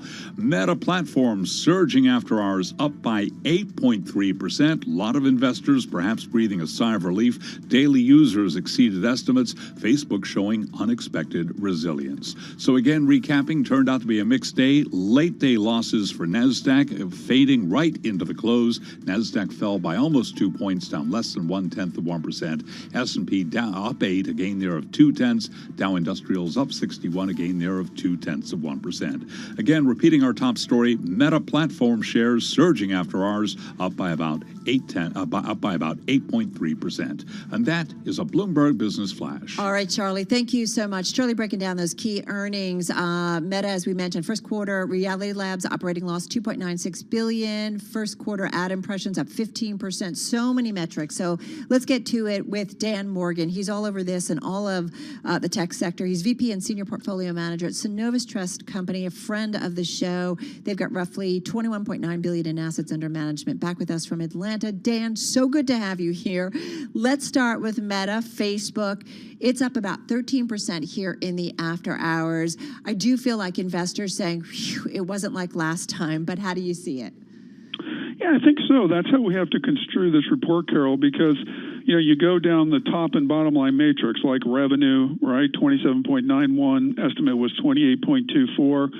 Or EPS, there was a slight miss there, or actually the beat there in terms of EPS, 272 versus 259. Ad revenue was, the consensus was about 27.5 billion. They did about 27 billion. Correct. So I think what we see here, Carol, is a lot of overflow from the report that we got last night in regards to Alphabet, right? Mm-hmm. Because we know that Alphabet came in really disappointed on YouTube ad revenue growth. They missed on total advertising revenue, was only up 22%. So I think everybody, like you said in the beginning, was like, oh my God, Meta is going to get wiped out, right?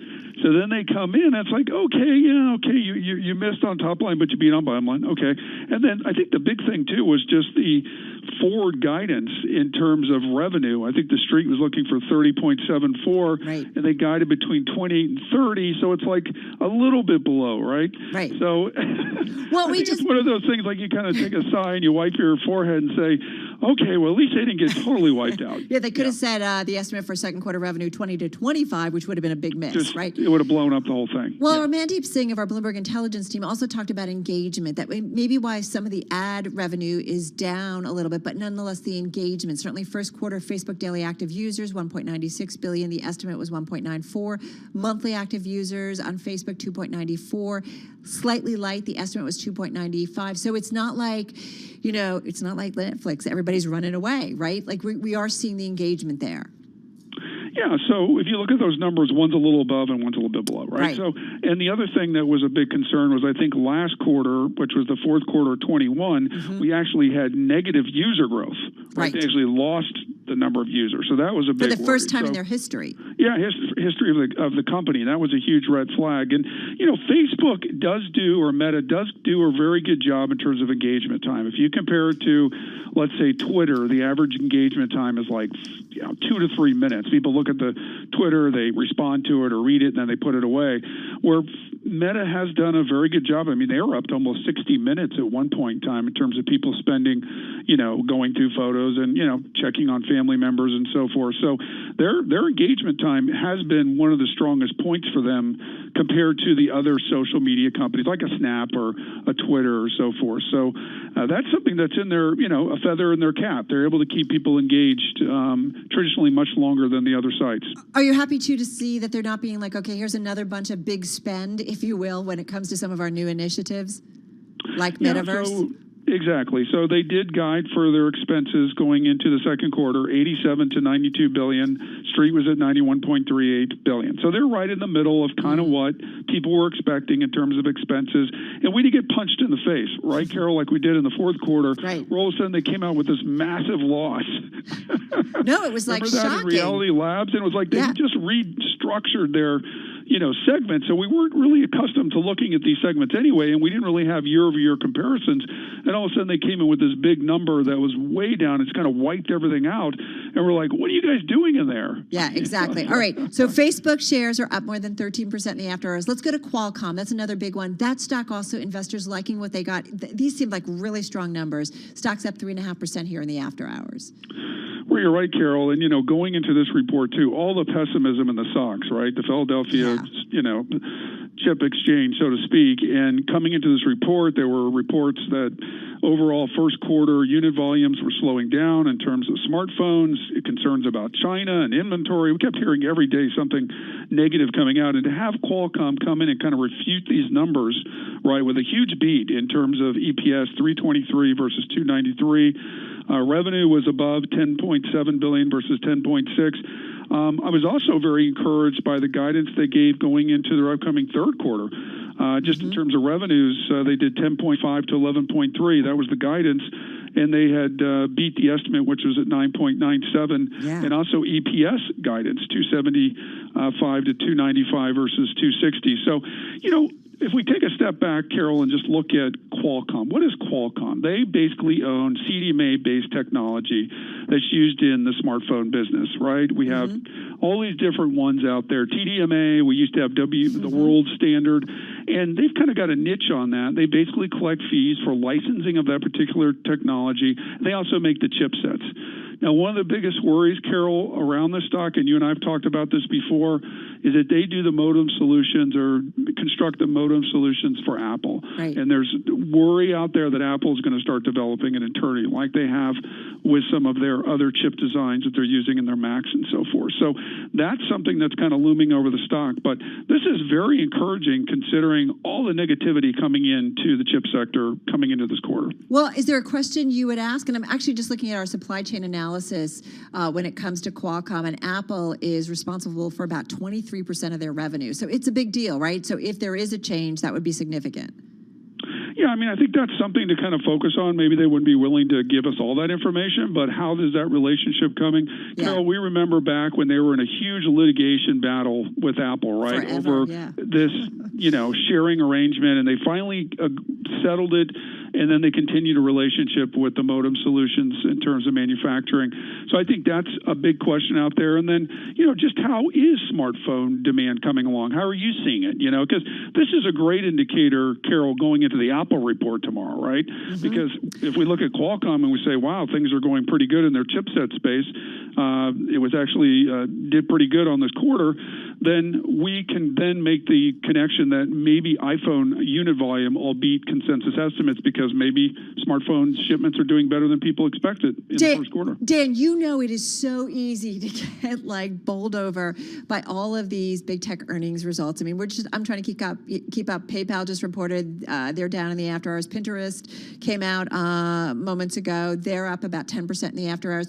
Which are the tech reports that you think are Bloomberg audience? I mean, they're all important, certainly if you own them. But what ones have been really key for you so far? And obviously, it sounds like you're watching Apple when it comes out tomorrow. What are the key ones that really maybe tell us something more broadly?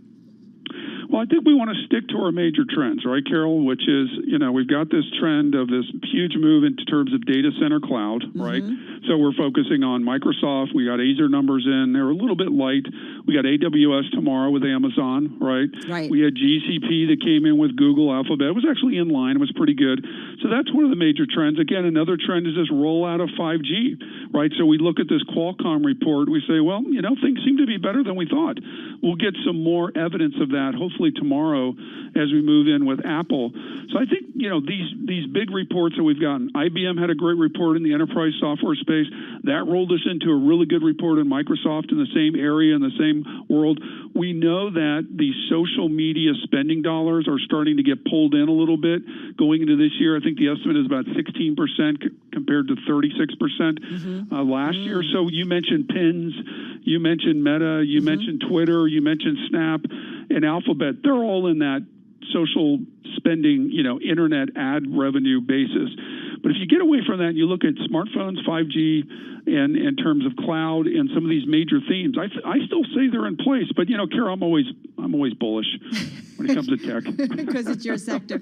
Well, I've been in it for so long, and it's done really well over the last 35 years. But it is interesting, certainly with the advertising space. Like we do feel like it's just like what we saw with streaming, right? It was easy for Netflix to be such an outperformer when there weren't a lot of players out there. But as more and more marketplaces are out there, including Amazon and others, who are eating into that online advertising pie, right? That pie is limited. Yeah, I mean, it is growing. I mean, it's, a lot of advertisers are going online opposed to regular television, right? So it is a growing pie. But like you said, there's more people in the pie. It's becoming more mature. You don't have the easy comparisons like you did versus the COVID spring of 2020. So now the comparisons become more difficult. So you made a good relationship, Carol, in terms of relating the Netflix report to, let's say, the Alphabet and the Meta report in terms of reaching kind of a saturation point in these markets, and the easy pickings aren't what they were before, whereas we need to focus on true areas of growth like the ones that we talked about earlier. Well, the other thing is, too, and I feel like, Dan, we just got about 40 seconds left here. Apple went through this period where we'd be so disappointed, but yet it was selling billions of dollars worth of stuff. Maybe the growth wasn't as dynamic, and might that be where big tech is moving many of these names? And just got about 30 seconds left. Yeah, you're right, Carol. I mean, you think back in the late 90s, we had the four horsemen. They were 14% of the S&P. These companies represent 25% of the S&P 500 index. They're huge. You've talked before about, Apple's sales equivalent to like Disney and 5 other companies in the Dow, right? Yeah. In terms of consolidated sales. So we can't lose touch with how big these companies really have become and how huge these numbers are. We're always focusing on the growth rates. We keep expecting them to grow at 30, 40% year over year, and eventually they're going to slow down. A little perspective, people. Dan Morgan, you take us around the tech world, and you just do it so well. Dan Morgan, he's Senior Portfolio Manager at Synovus Trust Company, roughly almost $22 billion in assets under management, with us once again on the phone from Atlanta. Watching shares of Facebook, soon to be Meta, up 14% in the after hours. Pinterest is up about 10%, and Qualcomm more than 4%.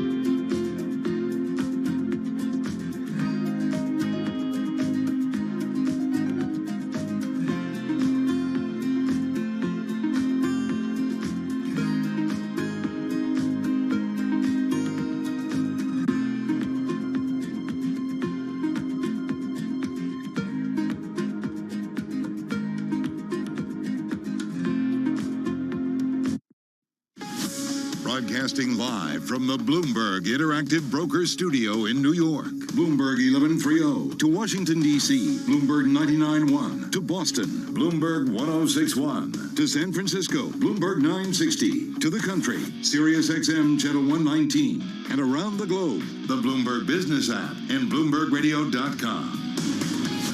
This is Bloomberg Business Week. Yeah, this is Bloomberg Business Week. Carol Masser in our Bloomberg Interactive Broker Studio on this Wednesday. Slew of earnings reports, continuing to track them. In the meantime, continuing to track how we are increasingly going out into the world experiencing things. And we're going to find out more about that when we check in with the CEO of Fathom Events. He's our guest in just a moment. First up, though, back to a really busy man, Charlie Pellet. Indeed. And speaking of tracking it, look at Facebook. Meta platform surging after hours, up now by roughly 13%. Facebook's main social network added more users than projected in the first quarter, potentially staving off concerns that the company's losing momentum as a new generation of users flock to younger sites like TikTok. Dan Morgan is Senior Portfolio Manager at Synovus Trust. He was our guest right here on Bloomberg Business Week. I think the big thing, too, was just the forward guidance in terms of revenue. I think the street was looking for 30.74, and they guided between 28 and 30, so it's like a little bit below, right? And Mandeep Singh is an analyst with Bloomberg Intelligence. He was also our guest here on Bloomberg Business Week. The core Facebook and Instagram engagement seems to be holding up quite well. So I think these are definitely good numbers. They missed on the top line, but we know it's because of the ad pricing, and I think that was sort of expected. Qualcomm, the biggest maker of chips that run smartphones, surged in late trading after giving a strong sales forecast. Qualcomm QCOM on the ticker up by about 5.5%. Well, as for the broader earnings picture, Nadia Lovell is senior U.S. equity strategist at UBS Global Wealth Management. As we round out the earnings season, depending on how the forward guidance come in, and also we have these rolling lockdowns in China, that could cause some swing in the markets. But we do think that once you get into the back half of the year, we'll have a little bit more clarity, and we should be able to grind a bit higher from here. And moments ago, heard from PayPal Holdings. It reduced guidance for full-year performance. Stocks finished mixed. NASDAQ late-day fade there. We ended well off session highs. S&P up 8, up 0.2%. Dow Industrials up 61, up 0.2. NASDAQ, though, as I mentioned, falling today by just about 2 points. 10-year yield 2.82% on the 10-year. Spot gold down $19 the ounce, down 1%. West Texas Intermediate crude up 0.4, 102.08 a barrel. I'm Charlie Pellet. That's a Bloomberg Business Flash. Thanks, Charlie. And those NASDAQ mini futures just up about 1% in the after hours. All right. As you know, we talk a lot about certainly what's going on in the markets, how individuals are getting back out into the world, experiencing things. We've seen that play out when you speak of the markets in some of those airline stocks, some of those leisure stocks. Well, last time we caught up with our next guest, we were really in the thick of the pandemic, and that was back in May of 2020. And so just to get an idea of how people are returning back to theaters in particular and experiencing things. Ray Nutt is back with us, CEO at Fathom Events. They're home to AMC, Cinemark, Regal. He is joining us via Zoom from Las Vegas. Ray, how are you? Good, Carol. How you doing? I'm doing well, trying to keep track of kind of a nonstop environment. Tell us about your world and how have things changed since May of 2020 when we talked with you and May of 2021? Well, a lot of things have changed since 2019 when we had our best year in event cinema. But, you know, as theaters started closing down and everything, it impacted us pretty significantly. Obviously, most of our content is distributed to movie theaters, not only AMC, Regal, and Cinemark that own us, as you were saying, but also 97 other theater circuits around the world. And everybody, the circuit side of the business, responded differently in terms of closings, openings, when they closed, when they opened. So it presented a lot of challenges for us, but we were able to survive the period by getting 2 PPP loans, an ERC credit, and worked on projects. And we launched a program called HOPE internally. And what it was we were concerned about the health of our employees. We needed to stay optimistic. We need to stay persistent and then excel when we came out of the pandemic someday. And we didn't know when that would be back then, but we're in that stage now. And people are coming back to theaters like you wouldn't believe and like I'd like to. All right. So I know, fingers crossed, right? So You know, we're Bloomberg, and we like to get concrete evidence and numbers. So give me an idea. Are you back to where you were pre-pandemic levels? No, we were just to give you some of those numbers, we were down about 80% off of 2019 in 2020, which was very consistent with where the commercial business was with all those and exhibitors as well. We're looking to be about 75% of 2019, and everybody's using 2019 as a gauge, as that being the last full year prior to the pandemic. So the analysts, I think, are looking somewhere between 70% and maybe 75% of commercial product, and we'll be at least at 75% at the top range of that. By when? By this year. By this year, by the end of this year. So where are you right now then? So where we are right now is probably around 30% of 2019, but we were back end loaded with content because a lot of the productions were delayed because of COVID. So now all that's catching up. So you're going to see a very, very strong latter Q2, Q3, and Q4 for us. Hey, Ray, how are things like, how is the supply chain impacting you? And the supply chain includes also, labor, workers. You can't open up a venue, right, if you don't have the people there to support it. It really hasn't impacted us. The biggest thing that I think our exhibitor partners went through was the fact that their theaters were closed. You have a lot of minimum wage workers that had to go get a job elsewhere. And so they're hiring a lot of new employees right now and have been, and it's the training aspect of it. So it hasn't necessarily been the supply chain in terms of any materials or anything like that. It's been more along the lines of personnel. That's actually really interesting. What about things that you are doing specifically, though, to kind of rev up the audience and get people back? Because what we are talking a lot about, we've got about 30 seconds and then we'll come back and talk some more, but this whole idea of people are ready to go out and experience things, but a lot of people are getting on planes, and you too are competing with people who maybe want to do other things when it comes to experiences. Yeah, I mean, it's very interesting because our content is so diverse, Carol. It's, as we talked about before, it's everything from the arts with the Metropolitan Opera to anime to faith-based content to classic movies. And it's been very, very interesting to see how each of those audiences come back within each of those genres. And I'll be happy to talk a little bit more about that in a bit if you'd like. Yeah, I'd love to. Let's get into the breakdown. We're going to do a little bit of news, and then we'll continue the conversation, Ray. We're talking with Ray Nutt. He's Chief Executive Officer of Fathom Events, joining us via Zoom from Vegas. And I am curious to see, in terms of what people are coming back to see, what they want to do in a theater. So we'll get into that in just a moment. Just a reminder, we had a slew of earnings, and I'm continuing to watch some of the stocks in the after hours. As I mentioned, Pinterest, it is definitely rallying following its earnings. It is up about 7%. And Facebook, Meta, holding on to its gains. It's continuing to trade just about 15% higher here in the after hours. We've also seen some gains in Qualcomm as well. All right, back to world and national news. Back to Nancy Lyons in D.C. Hey, Nance. Thanks, Carol. A former Marine who's been held captive in Russia since 2019 is finally on his way home. But White House Press Secretary Jen Psaki says that does not mean the U.S. position has softened toward Russia. The release of Trevor Reed, him returning home to his family, receiving the health care that he has long needed, does not change our approach or view, opposition, or the president's intention to put forward a package in the coming days to help continue to support the Ukrainians. Psaki says the prisoner exchange in which Reed was traded for a Russian jailed in the U.S. actually took place in Turkey. Presidents and diplomats have been paying tribute today to former Secretary of State Madeleine Albright.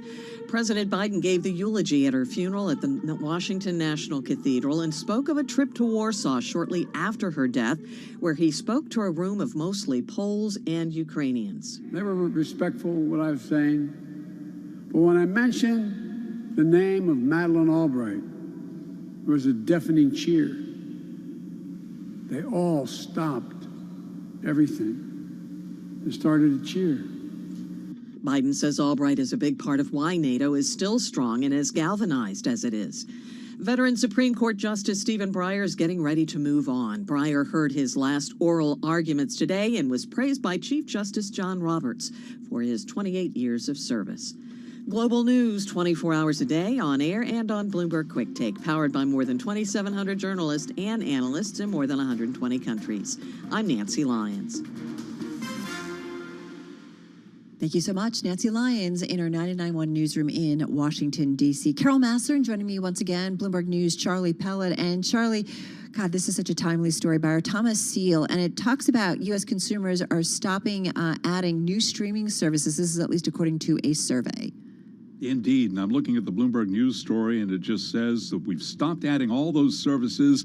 A lot of factors, Carol Massler. Part of it has to do with price. Part of it has to do with perhaps too many options. Part of it has to do with technology. And I'm thinking about the old days when we used to watch TV the old-fashioned way on cable, as summed up by Bruce Springsteen. There was 57 channels and nothing on. 57 channels and nothing on. And now maybe the case is nothing on it. I mean, you look what happened. CNN Plus, boom, after just what, 1 month? Yeah, that was another new streaming service. It's really funny that you say that, and I think about how many times we've got a variety of streaming services at home, and we flip through them and got nothing to watch. What is this? And yet we're paying these monthly fees. The rethink on this market right after Netflix, right? The stock just cratered after that shock loss in subscribers, and you talk about CNN, and you do wonder, Charlie, if there is that rethink about there's just so much out there, and there's just so much time that individuals have to devote to these streaming services, especially as the economy reopens and people want to jump on planes like you do, or cruise ships. You hit the nail right on the head there, and one of the things that I do, at least in the Pellet household, is I'm spending a lot of time on YouTube. Listen, my wife controls... You always spend time on YouTube. I know, because, you watch boats in storms, you watch airplanes. But are you paying for it? Do you pay for that YouTube service? No, and not only that, because I've got the attention span of a flea, I wind up watching a lot of videos on TikTok. I spend way too much time on TikTok. But again, Pellet household, wife controls the remote. I retreat to the computer room, ending up watching YouTube and, like I say, TikTok. Well, the number of on-demand services access per household leveled off at 4.7, according to a quarterly survey from research company Kantar, after almost 2 years of constant increases alongside new service launches. That's what the data shows us. All right, Charlie Pellet, get back to YouTube or get back to your job. This is Bloomberg.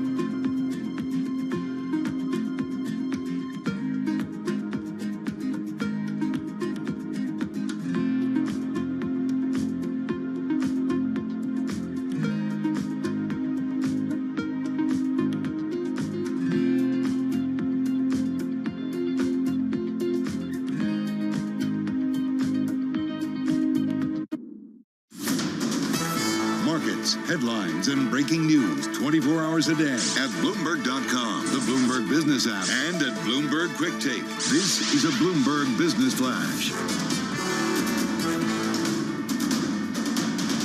From Bloomberg World Headquarters, I'm Charlie Pellet. We're keeping an eye on Facebook shares after hours. Meta Platforms stock is up almost 15% right now. Facebook's main social network added more users than projected in the first quarter, potentially staving off concerns that the company's losing momentum as a new generation of users flock to younger sites like TikTok. Qualcomm, the biggest maker of chips that run smartphones, surged in late trading, giving a strong sales forecast bolstered by its expansion into new markets. Qualcomm up after hours by about 5.6%. Turned out to be a mixed day. We had NASDAQ fade right into the close, moving lower today by almost 2 points. Little change, down less than 0.1%. S&P also faded, held on to an 8-point gain, up by 0.2%. Dow Industrials up 61, a gain there of 0.2%. Equities did rebound from the worst rout since March, though ended well off session highs. 10-year yield 2.82%. Gold today down 1%, $18.85 the ounce. West Texas Intermediate crude 102.08 a barrel, up by about 0.4%. Recapping Facebook, an earnings beat, or at least a sigh of relief from investors, with the shares surging now by about 15%. I'm Charlie Pellet. That is a Bloomberg Business Flash. All right, Charlie, thank you so much for that update. I want to get back to our conversation. We're talking with Ray Nutt. He's CEO at Fathom Events, still with us via Zoom from Las Vegas. Hey, Ray, I want to go back before I get into some of the content that you guys will be putting out there. You mentioned you're looking to be about 75% of 2019 by the end of the year. What confidence do you have that you get back there? And the reason I ask is Charlie Pellet and I just talked about a story about how consumers have stopped adding new streaming services. I mean, I do feel like people are kind of overwhelmed by choices. So what confidence do you have that we kind of get back to where it was? Well, I think we're actually seeing that, and we're right on track given our forecast. For okay. That. So that's where that basis comes from. But the people that are really returning to theaters are in the categories of faith, anime, especially faith. I mean, we ended last year with a film called The Chosen. And it did our biggest title ever. It was $14 million that we did. We sold over 1 million tickets. And so, again, content is king. I know that's an old cliche, but it is. And if you have the right content in the theaters, which we have coming later in the year, we believe that the audiences are going to come out and want that communal experience again. You took me right to where I want. No, I agree. Content is king. And ask the streaming services, right? They see it directly in terms of subscribers or engagement. So you mentioned faith. Tell me about, because you've got different choices. You've got sports, you've got opera, you've got the anime. You mentioned faith. What do you see as the biggest area of growth for you and maybe really driving the top line? Well, I think a couple of different areas. I think what our programming team has done a very excellent job of doing is sourcing content that you would never, ever thought of could be on the big screen. Right. A good example of that is, I think last time we may have talked, we were talking about the partnership that we had with Warner Brothers, where we brought episodes of Friends 25th anniversary, and we're doing that with Golden Girls, for example, coming up as well. So that is a very girls' night out, a niche group that wants to come out communally, and that's really what we're seeing. In the faith-based area, I mentioned this. The Chosen, that is an app that's free to everybody with millions of subscribers, and that audience had never come to theaters communally, and they made this film specifically for Christmas called The Messengers, and it was about the birth of Jesus through the eyes of Mary and Joseph. And we did a surprise announcement with Angel Studios on that. And it was the very first time that audience had ever gathered communally. And they came out in droves. So it just tells me that people are looking to have some form of entertainment in that communal together environment. Well, there's something to be said for niche programming, right? So because of the success of that, is it causing you to explore other areas? It is. There are other areas out there. The great thing about Fathom is we have this foundation of all these categories: sports, comedy, what have you, and all of those are our foundation of our business that we'll continue to build on. But you're going to see more live events in theaters. We have the largest live network of anybody in theaters out there. And so you're going to start seeing some things like WWE. You're going to see some more boxing. As those types of productions ramp up in the live area, we'll be bringing those to theaters again. So the cost of content, is it going up? There's so many people competing for content. It does sound like you're getting into certain areas that maybe aren't as competitive, but I mean, sports is certainly competitive. How expensive is that when you look at your balance sheet?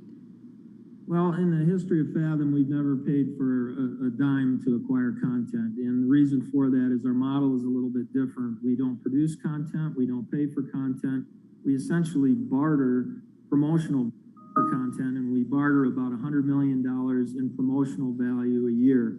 So it's licensed for a window of time with Fathom theatrically, and it's basically a rev share that we do with the content provider at the box office, and that's our model. It's very, very different.